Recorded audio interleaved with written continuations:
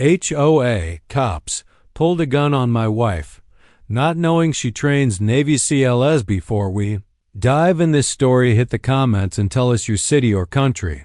Let's see how far this story reaches.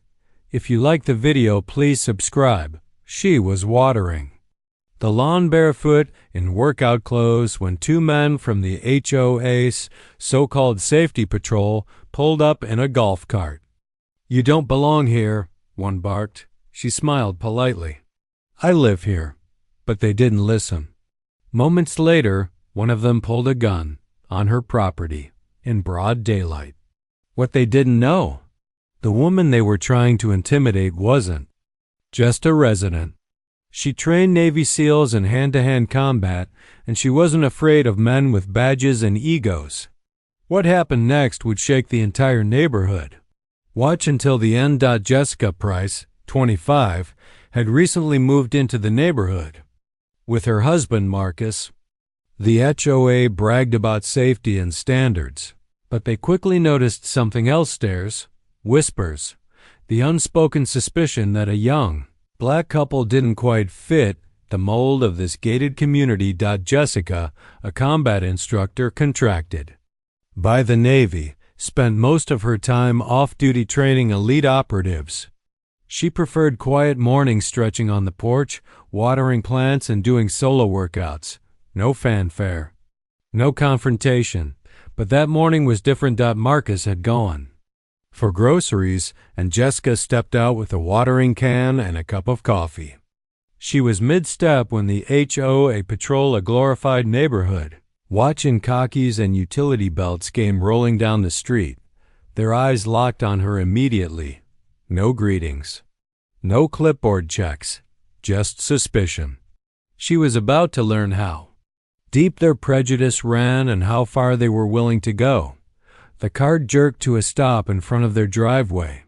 Two men, late 40s, puffed chests, mirrored sunglasses, stepped out like they owned the block. "You live here?" one asked sharply. Jessica didn't flinch. "Yes. Can I help you?" The second man motioned to her cup. "Alcohol?" She raised an eyebrow. "It's coffee." The first man stepped closer, hand near his hip holster. "We've had reports of trespassing. You match the description." Jessica kept her stance calm. "I live at this address. You can check your records." But they didn't move to verify anything. Instead, one of them pulled a small radio. Possible suspect, female, refusing compliance. Jessica's heart pounded, not from fear, but from rising anger. She knew this game escalation without cause. Power plays. She held out her hands. "You're making a mistake." That's when the second man reached for his sidearm. "Ma'am, I'm going to need you to get on the ground." Jessica's training kicked in. She scanned their posture, their spacing, their lack of real tactical discipline. These weren't honest law enforcement officers. They were weekend warriors with delusions of authority. A drawn weapon was still a deadly threat.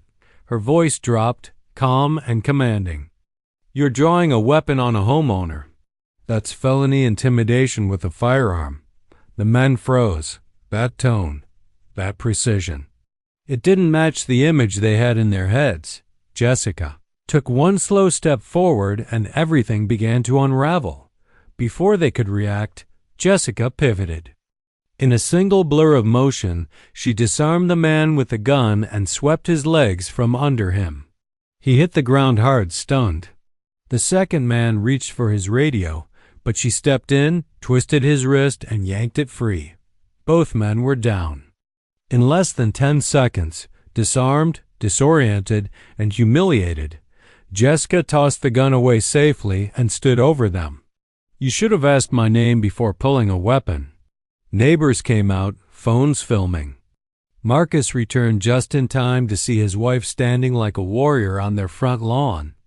Police were called not by the patrol, but by Jessica. And when the real authorities arrived, it was her credentials that carried the most weight. Because not only did she live here, she trained the very people these men would never qualify to stand beside. The HOA officers were suspended immediately. Jessica filed a formal complaint, and an investigation was opened into the HOA's patrol protocols. The story didn't end there. Word spread. People who had silently questioned Jessica and Marcus's presence began to realize just how deeply rooted their biases were. The HOA was forced to disband its patrol program, and new leadership was elected, ones who valued safety without prejudice. Jessica? She kept training warriors. But now she also spoke at town halls, educating communities on implicit bias, authority abuse, and how quickly it can escalate. Because if a respected combat instructor on her property could be threatened at gunpoint for watering her plants, then what hope did others have? She didn't want praise. She wanted accountability. If you enjoyed this story and found it thought-provoking, don't forget to like, share, and subscribe for more powerful narratives. Let us know your thoughts in the comments. Take care.